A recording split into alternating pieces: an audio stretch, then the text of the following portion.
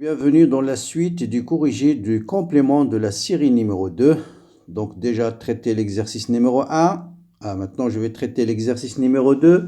Il s'agit d'une densité de charge non uniforme, sigma égale à sigma 0 cosinus θ, qui est portée par une sphère de rayon grand R. Les questions sont représenter les signes des charges sur la sphère, où ils sont positifs ou ils sont négatifs.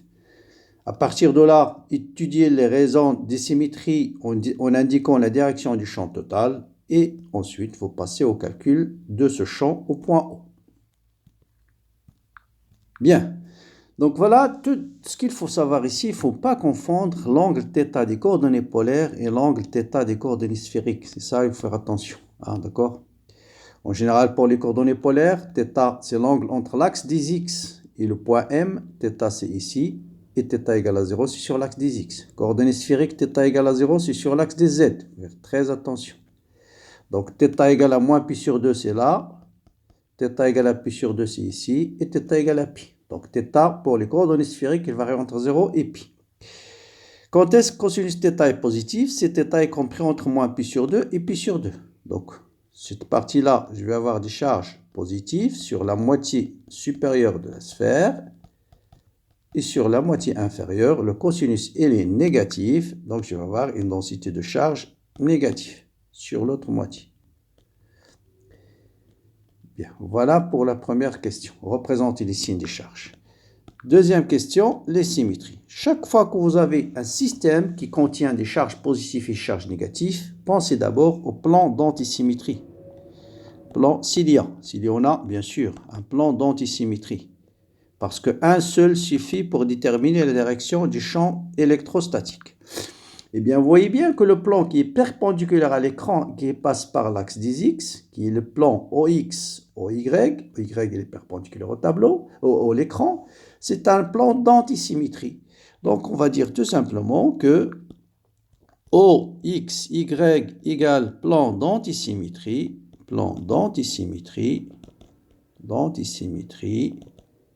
Donc, obligatoirement, le champ total va être suivant le vecteur qui est perpendiculaire au plan XY, c'est le plan EZ, ou le plan K. Bien. Voilà la direction du champ total. Bien, ça c'est la première étape, la symétrie. Maintenant, on va passer au calcul. Donc, quelle est la première étape du calcul? Première étape du calcul, c'est quoi? C'est toujours la symétrie. On l'a déjà fait. Maintenant, on va passer directement à la deuxième étape. Prendre un élément de charge d de q, écrire que le champ créé par cet élément de charge qui est d de q, ça sera d de q sur 4pi epsilon 0 u sur r carré. Et je dois représenter sur le schéma toutes ces grandeurs-là. Bien. Mon vecteur unitaire u, c'est toujours le vecteur unitaire dirigé de la charge vers le point où je calcule le champ. R, c'est la distance entre mon élément de charge et le point. Vous voyez bien ici, c'est le rayon du cercle. Et puisque la charge positive, le vecteur est dirigé de la charge vers l'extérieur. Donc voilà mon vecteur D de E. Donc je représente tout ça ici. Donc D de E, ça sera, je représente D de Q aussi par sa valeur. C'est sigma D de S sur 4 pi epsilon 0. Je mets tout de suite grand R au carré fois U. Voilà, je connais tous ces vecteurs-là. Et enfin, petit c, composante non nulle. Composante non nulle. Bon, avant, j'ai oublié de préciser l'expression de D de S. Avec D de S, je suis en coordonnées sphériques, donc c'est R carré, sinus θ, un élément de surface de la sphère, sinus θ, D de θ, D de phi. Après, je peux passer à la troisième étape, c'est calcul de la composante non nulle. Il y en a une seule, de la composante non nulle. Non nulle. Quelle est la composante non nulle? C'est D de EZ. C'est la projection de E suivant l'axe Z. Donc D de EZ. Et par définition, D de EZ est égal à quoi? Est égal à D de E scalaire K. Donc est égal à sigma D de S sur 4 pi epsilon 0 R carré U scalaire K.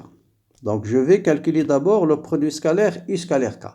Voilà le vecteur K. Voilà le vecteur U. Donc ici c'est l'angle θ.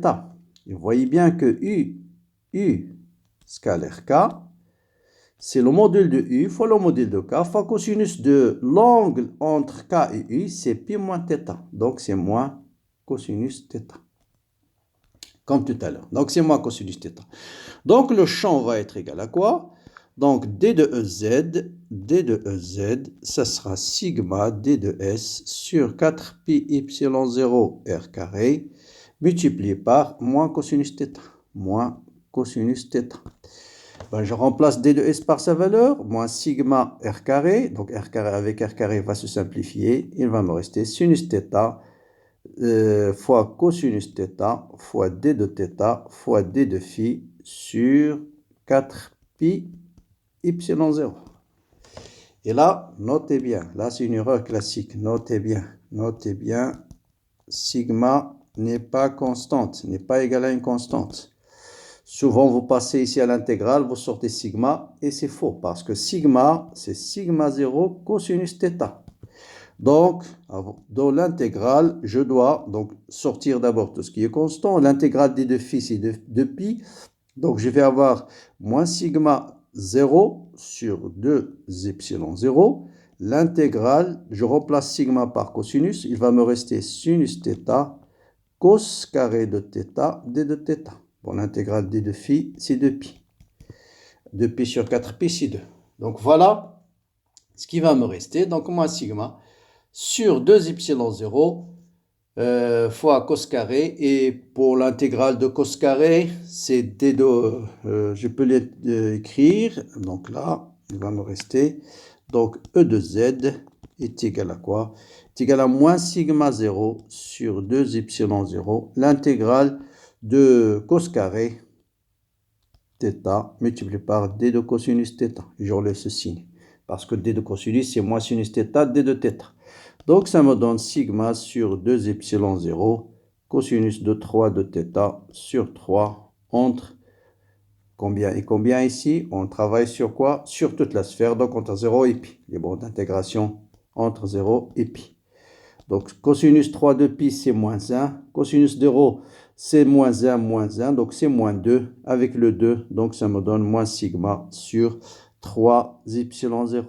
Et voilà, donc le champ total, c'est égal à moins sigma sur 3 epsilon 0 suivant k. Voilà le champ créé par cette sphère. Et ceux qui ont fait déjà un peu d'électromagnétisme, c'est exactement les mêmes calculs. Si vous avez une sphère qui est polarisée avec un vecteur polarisation suivant l'axe des Z. Si P suivant l'axe Z, ceux qui ont fait l'électromagnétisme, sigma polarisation, c'est P scalaire N. Or, la normale à une sphère, c'est le vecteur ER. Et vous avez ici l'angle θ. Donc, ça vous donne P cosinus θ. Donc, vous voyez, c'est sigma égale à sigma 0 cosinus θ.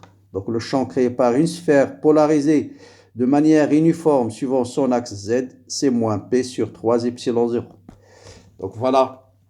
Pour ce deuxième exercice qui aussi présente exactement la même méthode à suivre dans n'importe quel exercice où vous avez une méthode à calculer le champ par la méthode directe. Donc, c'est toujours la symétrie, prendre un élément de charge, D de Q, faire un schéma clair où vous représentez le vecteur U, la distance R, parce que c'est important dans le calcul. Vous voyez bien que tout est basé sur le produit scalaire de U scalaire K. Donc, il faut bien préciser la direction de U, le vecteur K. Les angles, là on travaille en sphérique, donc l'angle θ c'est bien cet angle et non pas celui-là. Et après on passe au calcul. Voilà, comme d'habitude, n'hésitez pas à partager cette vidéo, la commenter. Bon courage, bonne continuation et à bientôt. Donc je précise juste, bon, si on donne sigma par exemple est égal à sigma sinus θ, on peut faire... Bien sûr, on peut faire exactement le chemin inverse, même sphère, mais sigma est égal à sigma 0 sinus θ. Qu'est-ce qui va changer, à votre avis? Bon, c'est une question qui me vient tout de suite. Sigma égale à sigma 0 cosinus θ. Sinus.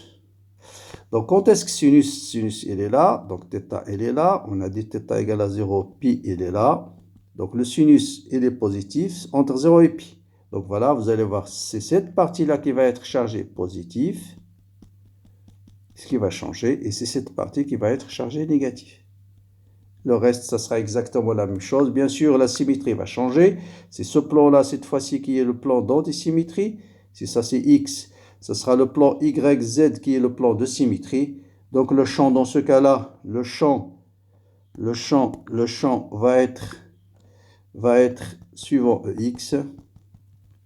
Donc, prenez, et le reste du calcul, c'est la même chose. Prenez un élément de charge, va donner un champ D de E, et vous calculez la projection de D de E suivant I. Voilà.